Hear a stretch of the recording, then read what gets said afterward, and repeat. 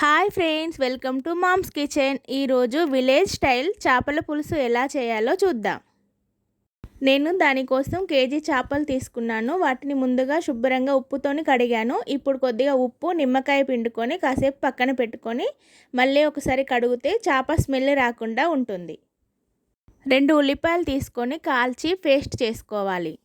ఉల్లిపాయ పేస్ట్ని చేపల కూరలో వేయడం వల్ల కర్రీ చాలా టేస్టీగా వస్తుంది. పెద్ద నిమ్మకాయ సైజు చింతపండు తీసుకొని నానబెట్టుకోవాలి. ఇప్పుడు ఇలాంటి వెడల్పాటి గిన్నె తీసుకొని దాంట్లో కొద్దిగా ఆయిల్ వేసుకొని జీలకర్ర, పచ్చిమిర్చి, ఉల్లిపాయ, కరివేపాకు వేసి వేంపుకుందాం. ఆనియన్స్ ఫ్రై అయిన తర్వాత 1 స్పూన్ అల్లం వెల్లుల్లి పేస్ట్, 1/2 స్పూన్ పసుపు వేసుకొని కలుపుకోవాలి. ఇప్పుడు ఇందులోకి ఇందాక చేసి పెట్టుకున్న ఆనియన్ పేస్ట్ వేసుకొని ఆయిల్ పైకి వచ్చేంత వరకు కలుపుకోవాలి. ఆయిల్ పైకి వచ్చింది కదా, ఇప్పుడు 1 స్పూన్ కారం, తగినంత ఉప్పు వేసుకొని కలుపుకోవాలి.